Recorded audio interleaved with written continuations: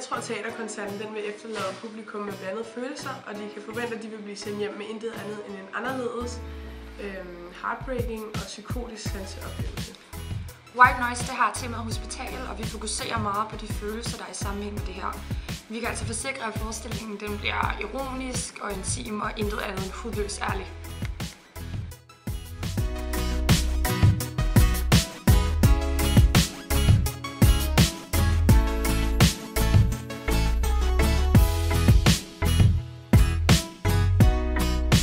Jeg tror, at tilskuerne til teaterkoncerten får en kæmpe oplevelse. De vil opleve en masse melankoliske og sensuelle følelser, der vil skabe håb, glæde, sorg og ikke mindst intime tanker, hvor de kan komme til at reflektere over nogle oplevelser, de har haft i deres eget liv.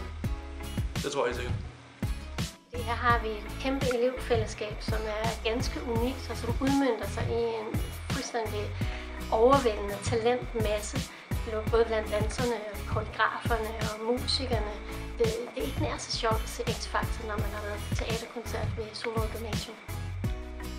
Jeg har altid været rigtig imponeret over, at scenesættelsen er så smuk, som den er, og også mystisk og farlig og dæmonisk og alt muligt.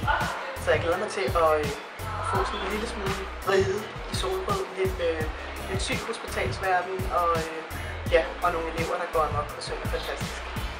Vi har lavet en tabubelagt og yderst rørende forestilling, hvor vi håber at kunne væksætte de dybeste tanker og følelser hos vores publikum. Vores teaterkoncert det er en indsigt i, hvad der foregår bag hospitalets væg, og ikke kun på en fødestue. Så kom med, når vi åbner op for hospitalets hemmeligheder, når Solrød Gymnasium præsenterer White Noise. Ej, det er snart udsolgt.